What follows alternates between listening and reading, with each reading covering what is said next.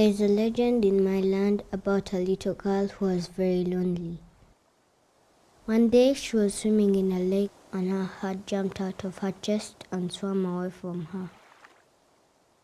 And the little girl never returned to the dry land because she kept searching for her heart forever.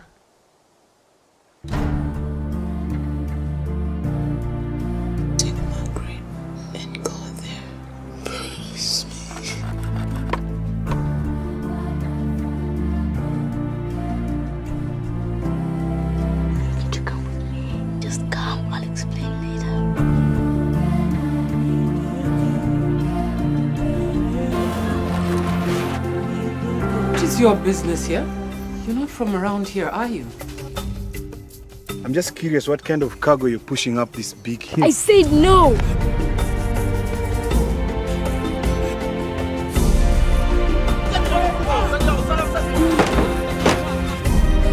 At least you have someone to go to. Don't you have a family?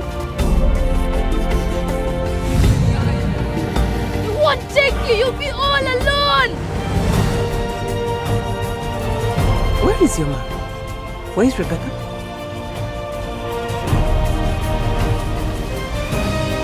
You can't have them here. I can barely afford food for my own family.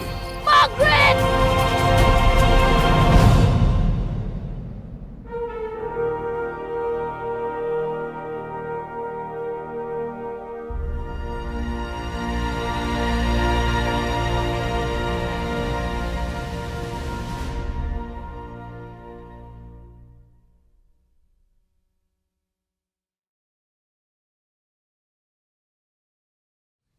I want to thank you for your willingness to consider hosting the Journey to Jamaa at your weekend services. I'm a pastor myself. I know the many demands that you have on your time, the many requests that you have for your weekend services, and how carefully you attempt to steward those precious, precious minutes. And yet I think that this is worthy of consideration for several reasons.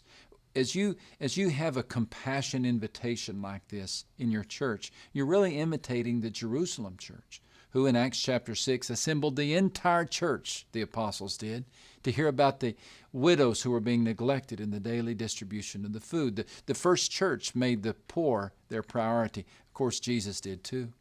He had barely opened his mouth in his first sermon in Luke chapter 4, and he was referring to the poor. The Spirit of the Lord is upon me, he said, to proclaim the gospel to the poor. So as we talk about the challenge of helping the poor, we're imitating the New Testament church, and yes, we're imitating Jesus. I hope you'll do this. I've been involved with World Vision now for many years, and I'm especially excited to partner with them as together we're trying to find sponsors for 25,000 children around the world.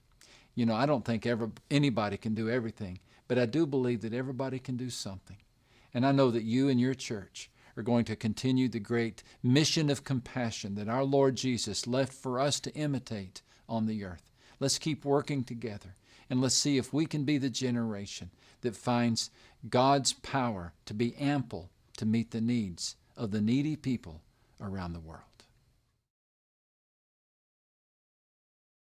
Jamaa was inspired by a true story of two children whose both parents passed away from AIDS, leaving them alone with absolutely no one to care for them.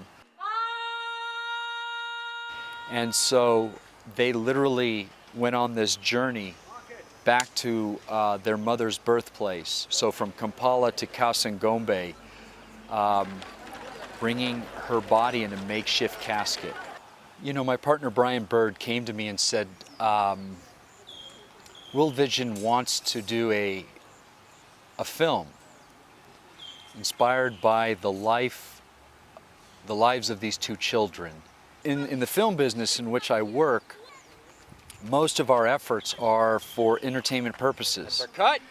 And the idea that we'll be entertaining at the same time, literally changing lives, became a passion for both of us. We literally jumped at the chance once we heard about this project. Jesus said to her, I am the resurrection and the life.